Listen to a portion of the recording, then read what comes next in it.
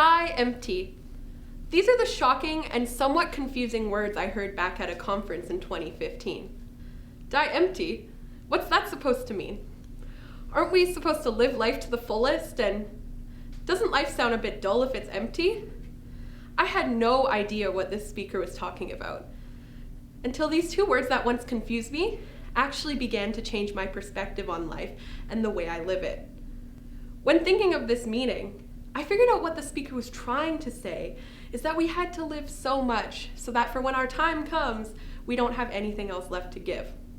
This phrase has lived with me for 6 years now, and I'd like to tell you about some things I've learned since hearing that very phrase. After reflecting for so long, and after some of the things I've experienced, it is that one of the main ways to find yourself, who you are, and how to become a little bit happier along the way is through dedicating a portion of your time into the service of others and your community. Ever since I was little, helping others is always something that I held dear to my heart. Growing up, I was always the new kid. My dad's job required us to move around the province a bit, so by the time I was done grade 7, I had gone to just over 10 elementary schools. That's crazy, right? Moving from school to school, sometimes 2 to 3 schools in one school year, really forced me out of my comfort zone. But there were so many cool things that I wanted to take advantage of. Like those little lunchtime clubs where you can learn about your local animal shelter, or ones where you could write Christmas cards to the local senior center. Unfortunately, due to me being a pretty mobile kid, I never really got to dive into these opportunities. So, instead, I took the issue of inclusion to my liking, and I tried my best to make sure that no kid felt lonely on the playground at recess. The way I thought of it was, no one's a stranger, Ashley. They're just a friend in waiting. So, naturally, I would go up to some kids who looked like they could use a friend, and I would talk to them. And after some conversation, I would usually invite them on the playground to come play grounders with my friends and I. Because of this, I ended up with some really cool friends along the way, whose names, phone numbers, and addresses I kept in a little pink teddy bear address book that I still have to this day. And after I moved to the next town, I would call them up. I would be multitasking while spinning the wheel of WoW on my Webkinz account, and I would ask them how they've been. This may seem pretty minuscule, but it was my way of helping others. And as I grew older, I came to learn of additional meanings of helping others along the way. In my first year or two of high school, I really took my time adjusting to the new settings around me. This time around, everyone was a new student, and it was time to explore the new classes, the new people, and the different extracurricular activities that were available. I kept that very same mission with me, but I wanted it to be something different. I wanted it to be something more. I wanted my high school experience to be one that was unforgettable. I'm talking high school musical level. So, I tried the sports, and I discovered that it wasn't really right for me. I tried the arts, and I enjoyed it, but it didn't really give me that spark of passion I was looking for.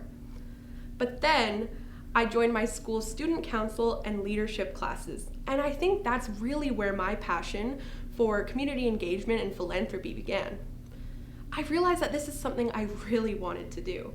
I wanted to help others, and I wanted to learn about the issues that are happening in the world. So from that point on, I tried really hard to gain some important experiences within my community, such as volunteering in a kindergarten class or leading a group of students in student council. Moving forward past high school and into university, I joined Rotary International, which is a global humanitarian organization that promotes peacekeeping and community building. Through Rotary, I got to take part in the local SASE Awards as a recipient, a committee member, and even an MC down the way. And in 2019, I got to go to Guatemala with my club, where we helped install almost 100 clean burning stoves in the village of Cementerio Yolomte. I got to see the amazing and impeccable sustainable development and economic empowerment that was taking place in this community, and the rest of the rural Guatemalan highlands as well. I also joined UBC Hope, which is the UBC humanitarian organization, where that organization serves to provide a voice to those who are marginalized, specifically those in Vancouver's downtown east side. I also became a tutor at a local high school that has a large population of vulnerable and at-risk youth. Now, these are just some memorable experiences for me, but there were also a lot of other exciting projects that I got to take part in that helped create and drive my passion for helping others. While doing these things, I felt that I had finally found a part of me. It was because of a decision to get involved throughout my school years. Getting involved deepened my understanding of what I was learning in the classroom. It also provided me with real life outside of the classroom experiences. Through these very things, I got to learn about climate change through environmental initiatives. I got to learn about women's rights and political representation through a club aimed for women in politics. I even got to learn about education reform in BC. It's pretty cool, right? I realized that these things also helped me decide what I wanted to study in university and what I want to pursue a career in. In this case, I'm studying international relations and security studies. Ultimately, the foundation in me that I want to help others was largely created by the opportunities that were available to me in school. It is these choices and risks we take that ultimately help us create the path we want to see for ourselves once we walk across the stage. Because it is these opportunities that shape us, teach us about responsibility, compassion, how to stay motivated, how to develop our leadership skills. I challenge you to join one club, sports team, arts initiative, whatever that may be. If this is something you've been thinking about for a while and just needed a little bit of a push, here's your sign.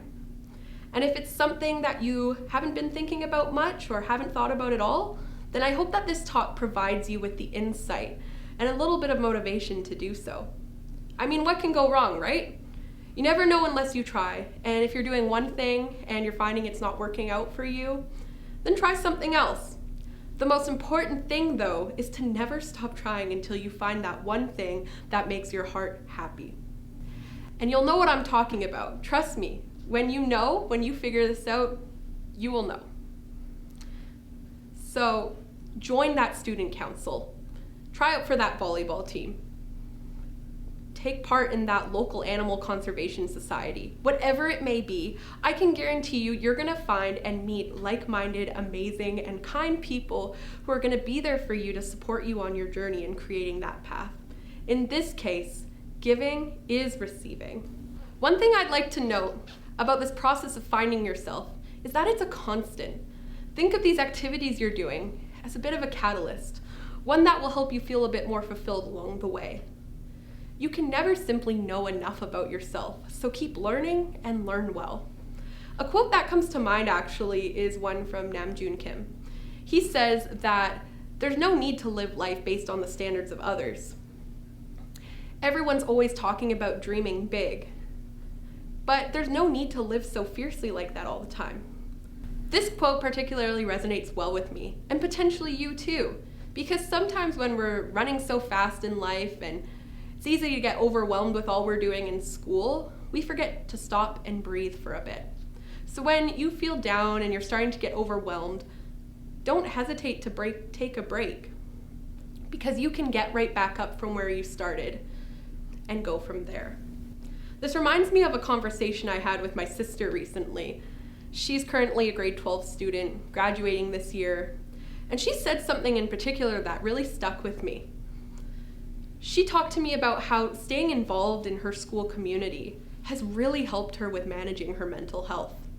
She feels that it's crucial for all kids to have a healthy outlet to go to when times get tough, and I could not agree with her more. I know that this year things have been hard, especially with all that's been going on in the world. But if we can find one thing that we truly enjoy, I think that it'll not only help others, but it'll help ourselves too in the end. Another thing that I like to note is that my experiences as a young white woman are not fully representative of others' experiences. So me coming up here and saying, just do whatever you can to get involved, I know it's not that easy for everyone. But what I do want to say is that it's accessible with support if need be.